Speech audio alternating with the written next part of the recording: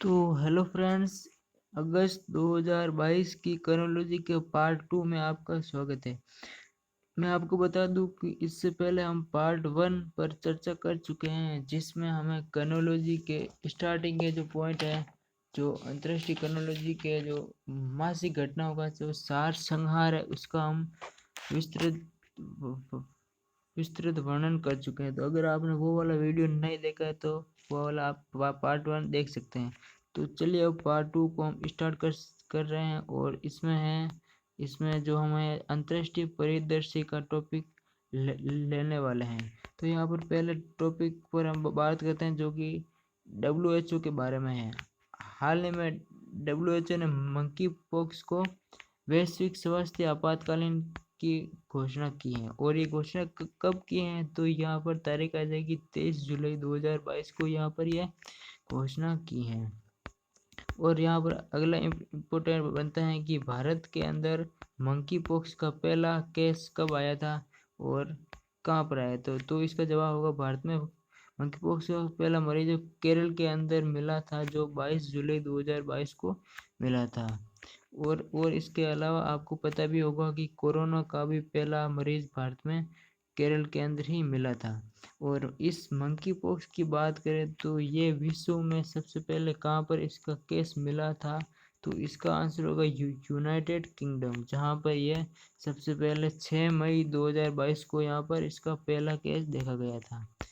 अब इस वायरस के बारे में जो महत्वपूर्ण बिंदु है, हम उसके बारे में बात कर लेते हैं। तो ये मंकी पॉक्स वायरस एक डबल स्ट्रेट DNA वायरस है। यहाँ पर एग्जाम में ये क्वेश्चन बनता है कि मंकी पॉक्स जो डिजीज है वो किससे संबंधित है। जैसे ऑप्शन में आ सकते हैं कि ये वायरस से संबंधित है, विषाणु, ये जीवाणु से संबंधित है, या कवक है, या प्रोटोजोआ है। तो यहाँ पर जो विषाणु से ये संबंधित है, ये इसका सही आंसर हो जाएगा। बाकी इसके बारे में विशेषताओं के बारे में बात करें तो यह वायरस मुख्य रूप से मध्य और पश्चिमी अफ्रीका के उष्ण कटिबंधीय वर्षावन में पाया जाता है। और इस वायरस का पहले केस की बात करें तो ये 1958 के अंदर बंदरों में वर्ष और 1970 में मनुष्य में खोजा गया था। और इस वायरस की शुरुआत अफ्रीका महाद्वीप से हुई थी। अब अगला टॉपिक है I2U2। अब I2U2 शिखर सम्मेलन की बात तो सबसे पहले आता है आई से I2 का मतलब होता है 2 टाइम आई, यानी कि फर्स्ट हो जाएगा इंडिया और सेकेंड हो जाएगा इजराइल। और I2U2 यू जो कि 2 बार आ रहा है, इसका मतलब पहला यू का मतलब होता है यूनाइटेड स्टेट अमेरिका, और सेकेंड यू का मतलब हो जाएगा UAE, यानी संयुक्त अरब अमीरात। तो हम यहाँ पर इसके बारे में, इसके शिखर सम्मेलन की बात करें तो इसका आयोजन 14 जुलाई 2022 को हुआ था, जिसमें भारत की ओर से भारत के प्रधानमंत्री ने इसमें भाग लिया था। और इसके बारे में, इसके गठन की बात करें तो इसमें 4 देशों की पहल के बाद अक्टूबर 2021 में इसका गठन किया गया था। और यहाँ पर ये इम्पोर्टेंट सवाल बनता है कि I2U2 का गठन किस समझौते के तहत किया गया था, तो इसका जवाब होता है अब्राहम समझौता के तहत इसका किया गया था। और इसका उपनाम क्या है, तो इसका उपनाम है पश्चिमी एशियाई क्वाड। मुख्यतः इसमें पश्चिमी देश शामिल है, इसलिए इसे पश्चिमी एशियाई क्वाड कहा जाता है। और अब अब्राहम समझौते की बात करें तो ये है जो इजराइल और अरब देशों के बीच में ये शांति समझौता हुआ था, और उसी के तहत अब वर्तमान में इसे I2U के रूप में जाना जाता है। और अब इस सवाल यह उठता है कि भाई I2U की जो शिखर सम्मेलन होती है वो किससे संबंधित होती है, तो इसका आंसर होता है कि खाद्य सुरक्षा और संकट से और स्वास्थ्य से संबंधित होते हैं। और इसकी जो थीम है वो भी यही है कि खाद्य सुरक्षा, संकट और स्वस्थ ऊर्जा। तो ये इसमें इम्पोर्टेंट सवाल बनते हैं। और अगले अब टॉपिक की बात करें तो ACI ने जारी की world airport traffic data set. ACI बोले तो एयरपोर्ट काउंसिल इंटरनेशनल। तो इसने विभिन्न एयरपोर्ट के टॉप रैंक के आधार पर इस रैंक को प्रकाशित किया और इसमें कुल 180 देशों के 2600 हवाई अड्डों का के आधार पर है जो इसकी रैंक तैयार की गई है। और यहाँ पर बात करें तो शीर्ष स्थान पर कौन सी है, तो यहाँ पर होगी जैक्सन अटलांटा अंतर्राष्ट्रीय हवाई अड्डा जो कि अमेरिका के अंदर स्थित है। और सेकेंड की बात करें तो ये भी अमेरिका की ही डैलास फोर्ट वर्थ यूनिवर्सिटी है, ये इसका सेकेंड वाला। अब भारत की स्थिति के बारे में बात करें तो यहाँ पर 13वें स्थान पर भारत की दिल्ली का इंदिरा गांधी एयरपोर्ट का ये जो 13वां स्थान है। वही इसकी रैंक में 2020 की बात की जाए तो यही इंदिरा गांधी इंटरनेशनल एयरपोर्ट था जो 16वें स्थान पर था, यानी कि 3 पायदान पर यहाँ पर बढ़ोतरी हुई है। इसके अलावा अगले टॉपिक की बात की तो UNRWA, इसका फुल फॉर्म होता है United Nation Relief and World Agency for Palestine Refugee in the Near East, UNRWA। तो यहाँ पर इसके बारे में बात करने वाले हैं। तो इसमें जो भारत ने कुल 2.5 मिलियन अमेरिकी रुपए का जो योगदान दिया है। इसके अलावा इसमें इम्पोर्टेंट सवाल की बात करें तो यहाँ पर यह भी बनता है कि भारत ने इसके अंदर कब से है जो पैसा देना शुरू किया है, तो इसका जवाब होगा 2018 में। भारत ने जो 2018 में पहली बार 20 मिलियन अमेरिकी डॉलर दिए हैं। ये इसमें इम्पोर्टेंट सवाल बनते हैं। इसके अलावा अगले टॉपिक की बात की जाए तो यहाँ पर एक्सपेंड इनसाइडर रैंकिंग, इसके बारे में बात करें तो ये रैंकिंग जर्मनी में जो संस्था है इंटरनेशन, इसके द्वारा है जो ये जारी की जाती हैं और इसमें विभिन्न देशों के प्रवासियों के बारे में है जो रैंकिंग जारी की जाती हैं। और इस मामले में प्रवासियों के लिए मैक्सिको सबसे अच्छा देश है, जबकि सबसे अंतिम रैंक की बात करते हैं यहाँ पर कुवैत का सबसे अंतिम स्थान है। वहीं यहाँ पर सेकेंड स्थान पर देखा जाए तो यहाँ पर इंडोनेशिया। अगर भारत की इसमें बात की जाए तो भारत इसमें 36वें स्थान पर स्थित है। यही इसमें इम्पोर्टेंट सवाल बनता है कि एक तो ये कि ये किसके द्वारा जारी की जाती हैं, और इसमें शीर्ष देश मैक्सिको है, अंतिम देश कुवैत है और भारत की रैंक है 36 नंबर पर हैं। अब इसके बारे में बात करते हैं जिसके बारे में अभी वर्तमान में रूस और यूक्रेन के बीच चल रहे युद्ध के कारण काफ़ी चर्चाएं चलती रहती हैं। तो यहाँ पर है नाटो देशों ने स्वीडन और फिनलैंड को सदस्य बनाने के लिए प्रोटोकॉल पर हस्ताक्षर कर दिए हैं और वर्तमान में 30 सहयोगी सदस्य देशों ने इस पर हस्ताक्षर किया है। तो यहाँ पर यह भी सवाल बनता है कि नाटो की फुल फॉर्म क्या है, तो यहाँ पर बनती है नॉर्थ अटलांटिक ट्रीटी ऑर्गेनाइजेशन, और इसमें कितने सदस्य देश हैं, तो वो हो जाएगा 30। और अभी वर्तमान में किन देशों को शामिल करने के लिए इसमें हस्ताक्षर किया है, तो पहला हो जाएगा स्वीडन, दूसरा हो जाएगा फिनलैंड। और इसके अलावा इसमें बात की जाए तो ये अभी रूस और यूक्रेन के बीच चल रहे युद्ध के कारण काफ़ी चर्चा में रहा। तो यहाँ पर इसकी स्थापना कब हुई, इसके प्रमुख कौन है, इन सब के बारे में हमें पढ़ना चाहिए ताकि आने वाले एग्जाम के लिए काफ़ी इम्पोर्टेंट हैं। और अगर इसके अध्यक्ष की बात की जाए तो इसके अध्यक्ष है जेम्स स्टर्टेलिन, ये है जो इसके प्रमुख है। अगला जो कि काफ़ी इम्पोर्टेंट भी है वो है हेनले पासवर्ड इंडेक्स 2022, जो कि प्रत्येक साल में 4 बार जारी होती हैं, प्रत्येक 3 महीने के आधार पर 4 बार जारी होती हैं। तो यहाँ पर इसके बारे में बात की जाए तो हर बार की तरह जापान और सिंगापुर ही इस बार भी टॉप है। जापान का 193 का स्कोर है, यानी कि 193 देश हैं जिस पर जापान का पासपोर्ट बिल्कुल ही फ्री है। और वही निम्नतम की बात की जाए सबसे एंड में आता है अफगानिस्तान, जिसका स्कोर सिर्फ 27 है, यानी कि 27 ही वही कंट्री है जहाँ पर इसका वीज़ा फ्री होता है। वहीं भारत की बात की जाए तो इसमें भारत का स्थान 87 का है और भारत जो 60 देशों के लोगों को वीज़ा फ्री यात्रा का सुविधा उपलब्ध होती है। इसमें इसके अलावा भारत के साथ जो लिस्ट में 87 पर जो है वो वो भी यहाँ पर देश दिए हुए हैं, जो कि है मोरिटोनिया और तजाकिस्तान। और भारत ने जो 60 देशों में वीजा ऑनलाइन फ्री कर रखा है। अगले बारे में वन्य जीवों के बारे में, जो कि काफ़ी इम्पोर्टेंट भी हैं, और वो हैं चीता रिलोकेशन हेतु नामीबिया से AMU पर हस्ताक्षर।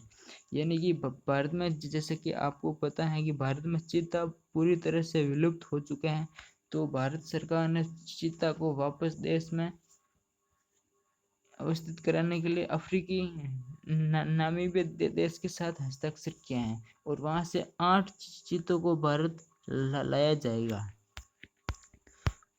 और यहाँ पर इम्पोर्टेंट सवाल यह बनता है कि जो ये 8 चीतों को भारत में लाया जाएगा, इसको कहाँ पर रखा जाएगा। तो यहाँ पर मध्य प्रदेश के श्योपुर जिले में स्थित है कुन्नो पालरपुर राष्ट्रीय उद्यान, यहाँ पर इन्हें रखा जाएगा। तो यहाँ पर एग्जाम की दृष्टि से ये इम्पोर्टेंट सवाल भी बन जाता है कि कुन्नो पालनपुर राष्ट्रीय उद्यान कहाँ पर स्थित है, तो हो जाएगा मध्य प्रदेश के अंदर स्थित है।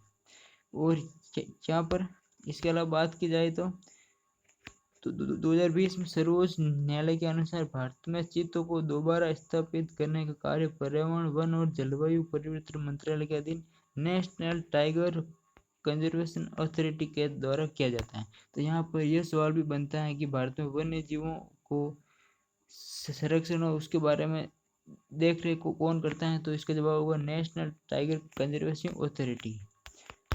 इसके अलावा आगे की बात की जाए तो यहाँ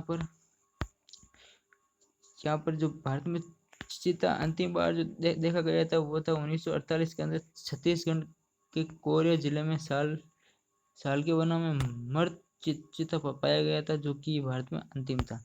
यहाँ पर ये एक सवाल और ये भी बनता है कि चीता का वैज्ञानिक नाम क्या था, तो एसिटोनिक्स जुम्बेटस जो कि इसका वैज्ञानिक नाम है, और ये सवाल एग्जाम की दृष्टि से काफ़ी इम्पोर्टेंट भी हैं। इसके अलावा अगले सवाल की बात की जाए तो ईरान और अर्जेंटीना ने ब्रिक्स में शामिल होने के लिए आवेदन किया है। फिलहाल अगर ब्रिक्स की बात की जाए तो ब्रिक्स में 5 देश शामिल है, जिसमें Brazil, Russia, India, China and south Africa. और यहाँ पर ये जो ब्रिक्स में शामिल होने के लिए जो समझौता किया ये यहाँ पर कहाँ पर किया गया है, तो इसका हुआ 14 शिखर सम्मेलन चाइना के अंदर वर्चुअल मीटिंग हुई थी। वहाँ पर ये आवेदन किया गया था कि ये दोनों ईरान और अर्जेंटीना जो इसमें शामिल होना चाहते हैं। वही अगर ब्रिक्स के बारे में महत्वपूर्ण बात की जाए तो ब्रिक्स शब्द को 2001 में गोल्डमैन के द्वारा जिम ऑनलाइन के द्वारा ये जो शब्द बनाया गया था। और ब्रिक्स शक्तियों का पहला शिखर सम्मेलन 2009 में रूस में आयोजित किया गया था, और इस समूह में दक्षिण अफ्रीका को 2010 में शामिल किया गया था। ये इस ब्रिक्स से संबंधित इम्पोर्टेंट सवाल बनते हैं। और रही बात तो कौन कौन से देश आवेदन किया है, तो वह ईरान और अर्जेंटीना, ये दोनों देश है जो ब्रिक्स में वर्तमान में शामिल होना चाहते हैं। अब इसके अलावा अगले बात की जाए तो वाराणसी बनेगा संघीय सहयोग संगठन की पहली सांस्कृतिक और पर्यटन राजधानी। यहाँ पर जो SCO यानी संघीय कॉरपोरेशन ऑर्गेनाइजेशन के द्वारा जो गठन किया गया था, उसमें जो वाराणसी को है जो सांस्कृतिक और पर्यटन की राजधानी बनाई गई थी। जहाँ बात की जाए SCO के प्रमुख कौन है, तो यहाँ पर SCO के प्रमुख है जांग मिंग, जो कि पिछले साल 2021 के अंदर नियुक्त किए गए थे। इसके अलावा इसमें इम्पोर्टेंट ये बात बनती है कि इस विशेषता यह है कि संगठन की नई पहल समरकंद शिखर सम्मेलन 2022 के बाद लागू की जाएगी, और SCO का रामसर शिखर सम्मेलन 2022 को उज्बेकिस्तान के अंदर आयोजित किया जाएगा। और इसके अलावा इसके बाद यानी 2023 में जो संघीय सहयोग संगठन का जो अध्यक्षता करेगा वो भारत के द्वारा की जाएगी। इसके अलावा आगे की बात की जाए तो ग्लोबल जेंडर गैप की रिपोर्ट जारी की गई है, जो कि विभिन्न जेंडर के आधार पर कहाँ पर ज़्यादा इक्वलिटी है, कहाँ पर कम इक्वलिटी है, इसके आधार पर रैंकिंग जारी की जाती है। और यहाँ पर यह सबसे इम्पोर्टेंट सवाल ये बनता है कि ये किसके द्वारा जारी की जाती है, तो यहाँ पर जवाब होगा विश्व आर्थिक मंच, वर्ल्ड इकोनॉमिक्स फोरम के द्वारा ये जारी की जाती है। अब इसमें जो इम्पोर्टेंस की बात की जाए तो यहाँ पर कौन सा देश है जो शीर्ष स्थान पर है, तो यहाँ पर हो जाएगा आइसलैंड और सेकेंड स्थान पर हो जाएगा फिनलैंड। और वहीं पर इसमें अंतिम स्थानों की बात की जाए तो सबसे अंतिम स्थान पर आ जाएगा 146वें स्थान पर अफगानिस्तान, और इसके बाद है जो पाकिस्तान 145 के अंदर आ जाएगा। वही भारत की स्थिति की बात की जाए तो यहाँ पर भारत 146 देशों में 135वीं रैंकिंग पर है, जो कि भारत के स्कोर काफ़ी नीचा भी है। इसके अलावा बात की जाए तो अभी जो इम्पोर्टेंट जो बातें हैं उसकी मैं आपको बता देता हूँ। वैसे यहाँ पर विज्ञापन दिया हुआ है, तो हम अगले पेज पर चलते हैं और अगले पेज पर आ गए हैं राष्ट्रीय परिदृश्य। हमने अंतर्राष्ट्रीय परिदृश्य को पूरी तरह से परखा है और जो भी इम्पोर्टेंट सवाल है उसमें हमने बातचीत की है। और अगला टॉपिक आता है राष्ट्रीय परिदृश्य। अब इसके अंदर हमारे देश के अंदर जो भी प्रमुख करंट अफेयर रहा उसके बारे में यहाँ पर बातचीत की जाएगी। तो यहाँ पर सबसे पहला इम्पोर्टेंट सवाल बनता है कि देश की पहली महिला आदिवासी महिला, जो कि सबको पता ही है, द्रौपदी मुर्मू बनी है और यह देश की 15वीं राष्ट्रपति भी बनी है। यहाँ पर देखा जाए तो व्यक्तिगत 15वीं है और क्रम के आधार पर देखा जाए तो यह 16वीं है। और यहाँ पर इसमें ये इनको किसने शपथ दिलाई थी, तो ये जो NV रमन्ना है जो भारत के मुख्य न्यायाधीश है, उनके द्वारा इनको शपथ दिलवाई गई थी। और यहाँ पर यह द्रौपदी मुर्मू देश में कुल ऐसे 9वीं राष्ट्रपति हैं जिसने 25 जुलाई को शपथ ग्रहण किया है। और यह जो 25 जुलाई के दिन ये राष्ट्रपति शपथ दिलाई जाती हैं। और यह परंपरा कब से शुरू हुई, तो ये बात की जाए तो 1977 को राष्ट्रपति की पद शपथ होने के बाद राष्ट्रपति ने अपना कार्यकाल इसी तारीख को समाप्त। तो यहाँ पर सबसे पहले देश के 6ठे राष्ट्रपति नीलम संजीव रेड्डी ने ये जो सबसे पहले 25 जुलाई के दिन शपथ ली थी। और उसके बाद वहीं से वर्तमान में भी ये अब परंपरा चलती आ रही है कि प्रत्येक राष्ट्रपति है जो 25 जुलाई के दिन ही शपथ ग्रहण करता है। इसके अलावा ये बात की जाए तो यह भी सवाल बन सकता है कि राष्ट्रपति का चुनाव किस दिन हुआ था, तो 18 जुलाई 2022 को जो हुआ था। वैसे तो यह तारीख जरूर नहीं है, लेकिन किसी ऐसे एग्जाम में जहाँ पर अंदर से थोड़ा क्वेश्चन पूछा जाता है तो वहाँ पर इस तरह के सवाल बन सकते हैं। और यहाँ पर ये इम्पोर्टेंट सवाल ये भी बन सकता है कि जो NDA की कैंडिडेट है द्रौपदी मुर्मू, जो कि राष्ट्रपति बनी है, उन्हें व्यक्तिगत रूप से कितना वोट शामिल हुए, तो 2824 वोट है जो प्राप्त हुआ है, जो कि कुल वैध मतों का 64% है। और इसके सामने विपक्ष की ओर से कौन से प्रत्याशी थे, तो इसका आंसर होगा यशवंत सिन्हा, जो कि UPA गवर्नमेंट की तरफ से इनके सामने खड़ा हुए थे। और इन्हें कुल 1877 व्यक्तिगत रूप से वोट मिले थे, जो कुल वोटों का 35.97% कुल वोट हैं। इसके अलावा यहाँ पर द्रौपदी मुर्मू की पर्सनल जीवन परिचय की बात की जाए तो इनका जन्म उड़ीसा के मयूरभंज जिले में अंदर हुआ था और 1958 के अंदर इनका जन्म हुआ था। और इसके अलावा इम्पोर्टेंट सवाल ये भी बनता है कि आज़ाद भारत में जन्मी पहली राष्ट्रपति कौन है, तो वो हो जाएगी द्रौपदी मुर्मू, जिनका जन्म 1947 के बाद में हुआ था, 1958 में हुआ था, जो कि आज़ाद भारत की में जन्मे पहले राष्ट्रपति हो गया। और अगर बात की जाए आज़ाद भारत में जन्मे पहले PM है, तो वो हो जाएगा PM मोदी, जो कि आज़ाद भारत में जन्मे पहले प्रधानमंत्री थे। वहीं इसके बारे में आगे की बात की जाए तो ये द्रौपदी मुर्मू, जो कि 2015 से 2021 तक झारखंड की राज्यपाल भी रह चुकी हैं। और ये भारतीय राज्य में राज्यपाल के रूप में सेवा देने वाली पहली आदिवासी महिला भी बन चुकी हैं। ये रिकॉर्ड भी इनके नाम पर है। और यहाँ पर इसके अलावा इम्पोर्टेंट सवाल ये भी बनता है कि देश की सबसे युवा यानी कम उम्र की राष्ट्रपति कौन बनी है, तो इसका भी जवाब यही है, द्रौपदी मुर्मू, जो कि 64 ईयर एज में राष्ट्रपति पद पर बनी है। और अब तक जो भी राष्ट्रपति बने थे उन सब की एज 64 ईयर से प्लस थी, यानी कि ये सबसे कम उम्र की में बनने वाले राष्ट्रपति हो जाएगा। इसके अलावा यहाँ पर बात की जाए तो वो कौन से आदिवासी समुदाय के व्यक्ति थे जो राष्ट्रपति पद के लिए उम्मीदवार बनाया गया था, तो वह P.A. संगमा, जो कि पहले ऐसे व्यक्ति थे जो आदिवासी समुदाय से बिलोंग करते थे और उन्हें राष्ट्रपति पद के लिए खड़ा किया गया था, लेकिन अनफॉर्चुनेटली उनकी वो जीत हासिल नहीं कर पाए। और इस तरह से और इस बार द्रौपदी मुर्मू ने जीत हासिल करके इन्होंने ये रिकॉर्ड अपने नाम किया है कि वो आदिवासी समाज की पहली महिला राष्ट्रपति बनी है।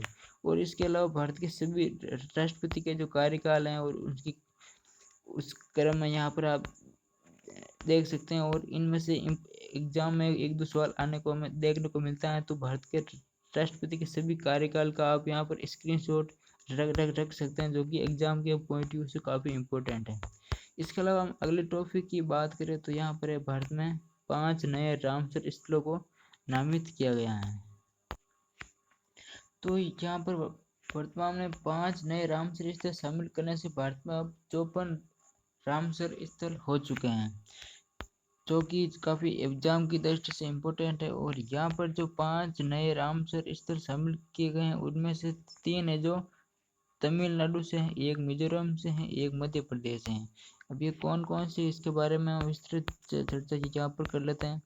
तो यहाँ पर सबसे पहले है करिकिली पक्षी अभ्यारण्य, जो कि तमिलनाडु के अंदर है। और इसके अलावा सेकेंड नंबर की बात की जाए तो पल्लीकरई मार्स रिजर्व फॉरेस्ट, जो कि ये भी तमिलनाडु के अंदर है। और तीसरे नंबर पर जो है पिचरवम मैग्रोव, यह भी तमिलनाडु के अंदर ही है। और इसके अलावा जो मिजोरम के अंदर वो है पाला आदर भूमि। और इसके अलावा अंतिम जो है मध्य प्रदेश वाला वो है सांख्य सागर। और ये है जो कुल 5 रामसर स्थल है। बात की जाए तो सबसे पहला कौन सी जगह थी जिसको रामसर स्थलों में शामिल किया गया था, तो वो थी चिल्का झील उड़ीसा, जिसको 1981 के अंदर रामसर स्थल में शामिल किया गया था। इसके अलावा वर्तमान में देखा जाए तो जो अंतिम है, जो कि हाल ही में शामिल किए गए थे, तो हमने देखा था कि जो अभी ये 5 शामिल किए गए, इनसे पहले 49 रामसर स्थल थे, जो कि 2022 के अंदर ही खिजाड़िया और बखीरा, जो कि 2 शामिल किए गए थे। खिजाड़े जो कि गुजरात के अंदर है और बखीरा जो कि उत्तर प्रदेश से हैं, यानी ये भी 2022 के अंदर शामिल किए गए हैं। ये दोनों 2022 के अंदर हुई है। और अभी जो हमने 5 बताए थे, यानी कुल 7 ऐसे राष्ट्रीय जो रामसर साइट है जिनको शामिल किया गया है। और यहाँ पर बात करी जाए आर्द्रभूमि रामसर कन्वेंशन की, तो ये यूनेस्को के द्वारा 1971 में स्थापित की गई एक अंतर सरकारी पर्यावरण संधि है, जिसको 1975 में लागू किया गया था। बात की जाए तो ये कन्वेंशन का नाम कैस्पियन सागर के ईरान के रामसर शहर से पड़ा है, जहाँ पर ये संधि पर हस्ताक्षर किए गए थे।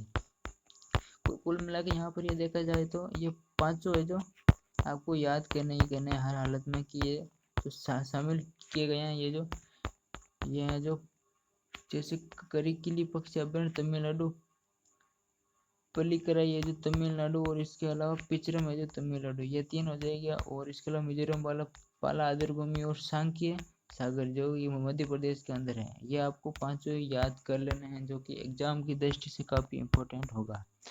और इसके अलावा इसके आगे की बात की जाए तो यहाँ पर सीमा विवाद के समाधान के लिए असम और अरुणाचल प्रदेश के बीच समझौता हुआ था। यहाँ पर काफी समय से दोनों राज्यों के बीच सीमा विवाद चल रहा था, जिसका कुछ हद तक सॉल्यूशन हुआ है। और इसमें यहाँ पर पूछा जाए तो इसमें किस घोषणा के तहत यह समझौता हुआ था, तो यह है नामसाई घोषणा। नामसाई घोषणा के तहत यह समझौता हुआ था, जिसके अंदर अरुणाचल प्रदेश के मुख्यमंत्री पेमा खांडू और असम के मुख्यमंत्री हेमंत बिस्वा शर्मा के बीच है जो यह समझौता हुआ था। और इसमें अगर बात की जाए तो क्या इस समझौते के तहत क्या नतीजा निकला था, तो उसके अंदर 123 गाँवों के बीच जो विवाद चल रहा था, उसमें से 37 गाँव के अंदर जो सहमति हो चुकी है, जो जिसके बारे में अब विवाद खत्म हो चुका है। तो और पीछे जो अभी 86 गाँव ऐसे बचे हुए हैं जिनके अभी सॉल्यूशन होना बाकी है, वो शायद फ्यूचर में इसमें सॉल्यूशन हो सकते हैं। यही इसमें इम्पोर्टेंट सवाल है। यहाँ पर यह सबसे इम्पोर्टेंट बनता है कि ये पूछ सकता है कि नामसाई घोषणा किससे संबंधित है। तो यहाँ पर उत्तर हो जाएगा अरुणाचल प्रदेश और असम के बीच सीमा विवाद को हल करने का एक समझौता है। इसके अलावा अगले टॉपिक की बात की जाए तो यहाँ पर भारत नवाचार सूचकांक इंडेक्स जारी हो चुके हैं, इंडिया इनोवेशन इंडेक्स, जो कि हर साल नीति आयोग के द्वारा जारी किया जाता है। और इस बार जो तीसरा संस्करण है और सबसे पहला संस्करण है जो 2019 के अंदर घोषित किया गया था। और यहाँ पर ये भी पूछा जा सकता है ये कितना स्तंभों के आधार पर इसमें विश्लेषण किया जाता है। तो ये 16 स्तंभों के आधार पर इसका वितरित किया गया है। तो यहाँ पर शीर्ष स्थान की बात की जाए तो यहाँ पर कर्नाटक आ जाएगा, दूसरा जो तेलंगाना आ जाएगा। और यहाँ पर स्कोर भी कभी कभी पूछ लेते हैं। और वहीं अंतिम की बात की जाए तो यहाँ पर सबसे लास्ट पर छत्तीसगढ़ है और ये फिर है जो उड़ीसा पर है, यानी कि कुल 17 स्टेट की पर इसको है जो जारी किया गया है। बाकी कई सारे स्टेट है जो इसमें शामिल नहीं किया गया है, जैसे राजस्थान का इसमें अभी भी शामिल नहीं है ना। तो वहीं ये जो यहाँ पर ये वाला याद करना है आपको, जो शीर्ष स्थान उत्तर प्रदेश है, नहीं सॉरी कर्नाटक है, और दूसरा जो तेलंगाना हो जाएगा। इसके अलावा अगले टॉपिक की बात की जाए तो भारतीय अंटार्कटिका विधेयक 2022 लोकसभा में पारित, जो कि किसके द्वारा पारित किया गया है, तो विज्ञान राज्य मंत्री जितेंद्र सिंह के द्वारा ये पारित किया गया था। बाकी इसमें कोई ज़्यादा इम्पोर्टेंट सवाल बनता नहीं है। और यहाँ पर ये एक बन सकता है कि अंटार्कटिका समुद्री जीवन समाधान के संरक्षण का सम्मेलन कब हुआ था, तो ये जो 1980 के अंदर सम्मेलन हुआ था। यही इसमें, बाकी इसमें कोई ज़्यादा इम्पोर्टेंट सवाल है नहीं। बात की जाए तो अगले टॉपिक की, तो भारत की शहरी आबादी 2035 तक 67.5 करोड़ होने का अनुमान है। और बात की जाए तो सबसे ज़्यादा शहरी आबादी कहाँ पर है, तो वो जाएगी चाइना, और सेकेंड है जो इंडिया का स्थान है शहरी आबादी के अंतर्गत। बाकी इसमें कोई ज़्यादा स्थान इम्पोर्टेंट है नहीं। अगले टॉपिक की बात की जाए तो NFSA यानी नेशनल फूड सिक्योरिटी एक्ट, जो कि जारी कब किया गया था, तो इसका आंसर हो जाएगा 4 जुलाई 2022 को ये जारी किया गया था। और इसमें विभिन्न राज्यों को रैंकिंग दी गई। रैंकिंग की बात की जाए तो यहाँ पर शीर्ष स्थान है उड़ीसा है, जिसमें 0.836 का स्कोर है। और सेकेंड स्थान पर आ जाता है उत्तर प्रदेश, जिसका 0.797 है। और यहाँ पर अंतिम स्थान की बात की जाए तो यहाँ पर गोवा का स्थान आ जाएगा। और यह है जो 0 और 1 के बीच के आधार पर जो वितरित की जाती है, विभिन्न राज्यों की जो रैंकिंग जारी की जाती है। तो यहाँ पर ये बात की जाए तो राष्ट्रीय खाद्य सुरक्षा अधिनियम है जो ये कब पारित किया गया था, तो ये हो जाएगा 5 जुलाई 2013 के अंदर ये पारित किया गया था। इसके अलावा केंद्र सरकार ने ध्वज संहिता के अंदर बदलाव किया। अभी जो हर घर तिरंगा का जो अभियान चलाया गया था, उसके तहत तिरंगा फहराने से संबंधित कुछ बदलाव किया गया है, जिसके अंदर किसके अंदर संशोधित किया गया था, तो इसका जवाब हो जाएगा भारतीय झंडा संहिता 2002 के अंदर इसका संशोधन किया गया है।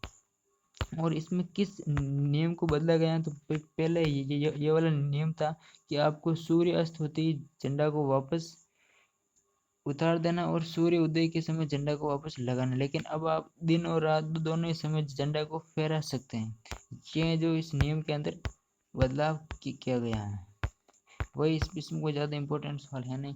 यहाँ पर बात की जाए तो भारत को यूनेस्को के 2003 कन्वेंशन में के अंतर्गत सरकारी समिति के अंदर चुना गया, जो कि कब से कब चुना गया, तो वह 2022 से 2026 तक ये जो चुना गया है। और इसमें अलावा भारत को पहली बार कब चुना गया था, तो वो हो जाएगा 2006 से 2010 के अंदर भारत को जो पहली बार इसमें चुना गया था। और इस बार जो भारत में चुना गया है 2022-26, ये भारत को तीसरी बार जो चुना गया है। इसके अलावा यूनेस्को के संबंधित बात की जाए तो यूनेस्को द्वारा मान्यता प्राप्त अमूर्त सांस्कृतिक धरोहर के अंदर है जो हाल ही में पिछले साल दुर्गा पूजा है जो 2021 में जो अमूर्त सांस्कृतिक विरासत का टैग मिला। और इसके अलावा कुंभ मेला को भी 2017 में घोषित किया गया था। बाकी इसके अलावा अगले टॉपिक की बात की जाए तो NIRF यानी कि राष्ट्रीय संस्था रैंकिंग फ्रेमवर्क जारी किया गया है, जो देश के अंदर विभिन्न विश्वविद्यालयों का जो रैंकिंग जारी की जाती है। और इसमें अगर बात की जाए तो प्रथम स्थान है जो IIT मद्रास यानी कि चेन्नई के अंदर जो IIT है उसका जो प्रथम स्थान है। बाकी सेकंड की बात की जाए तो बेंगलुरु का इसमें जो सेकंड स्थान है। अगले टॉपिक की वो बात की जाए तो यहाँ पर भारत में पहली बार ऑटोनोमस नेविगेशन की सुविधा उपलब्ध करवाने वाला राज्य कौन सा है, तो वो हो जाएगा नहीं सॉरी यहाँ पर है जो क्या कह रहा है, भारत में पहली बार ऑटोनोमस नेविगेशन की सुविधा का उद्घाटन जो कहाँ पर किया गया है, तो वो हो जाएगा IIT हैदराबाद परिषद के अंदर इसका उद्घाटन किया गया था। इसके अलावा अगले टॉपिक की बात की जाए तो केरल और अहमदाबाद टाइम्स मैगजीन के विश्व सर्वश्रेष्ठ स्थानों में जो इसे शामिल कर दिया गया है। बाकी इसमें कोई ज़्यादा इंपॉर्टेंट सवाल बनता नहीं है। और यहाँ पर बात करें तो आईडेक्स पहल के तहत रक्षा नवाचार है तो 100वें अनुबंध पर हस्ताक्षर किए गए हैं। बाकी इसमें कोई ज़्यादा इंपॉर्टेंट सवाल है नहीं। और यहाँ पर गति शक्ति विश्वविद्यालय संबंधित एक इंपॉर्टेंट सवाल बन सकता है। और यहाँ पर है जो गुजरात की बड़ोदरा में जो national rail and transport institute जो स्थित है उसको यहाँ पर सेंट्रल यूनिवर्सिटी का दर्जा प्रदान किया गया है। तो यहाँ पर ये पूछ सकते हैं कोई national rail and transport institute कहाँ पर स्थित है, तो इसका आंसर हो जाएगा गुजरात। इसके अलावा आगे की बात की जाए तो यहाँ पर इसके अलावा रक्षा मंत्रालय द्वारा भारतीय तटरक्षक बल के एक स्वचालित वेतन भत्ते का शुभारंभ किया गया, तो वो 28 जून से, जो कि ज़्यादा इंपॉर्टेंट सवाल नहीं लग रहा है। और यहाँ पर काफ़ी इंपॉर्टेंट सवाल आता है कि भारत के अंदर सबसे बड़ा तैरता सौर ऊर्जा संयंत्र जो कि कहाँ पर स्थापित, जो कि पूरा हो चुका है, तो ये हो जाएगा रामागुंडम जो कि तेलंगाना के अंदर स्थित है, जो कि चालू कर दिया गया है, जो कि भारत का सबसे बड़ा तैरता सौर ऊर्जा संयंत्र होगा। बाकी इसके अलावा देखा जाए तो जो यहाँ पर प्रधानमंत्री मोदी द्वारा आंध्र प्रदेश के अंदर महान सेनानी अलूरी सीताराज राजू के वर्ष पर चलने वाले 125वीं जयंती का शुभारंभ किया गया है। बाकी इसमें यहाँ पर अंतिम टॉपिक, आज के वीडियो के अंतिम टॉपिक की बात की जाए तो यहाँ पर HP के द्वारा जो व्हीकल लोकेशन ट्रैकिंग डिवाइस को इमरजेंसी रिस्पांस सपोर्ट सिस्टम से जोड़ने वाला भारत का पहला राज्य बन गया है, जो कि काफ़ी इंपॉर्टेंट सवाल भी बनता है। इसके अलावा अंतिम सवाल की बात की जाए यहाँ पर गृह मंत्री अमित शाह ने जम्मू कश्मीर की राजधानी श्रीनगर में रामानुजाचार्य की पीस स्टैचू ऑफ पीस का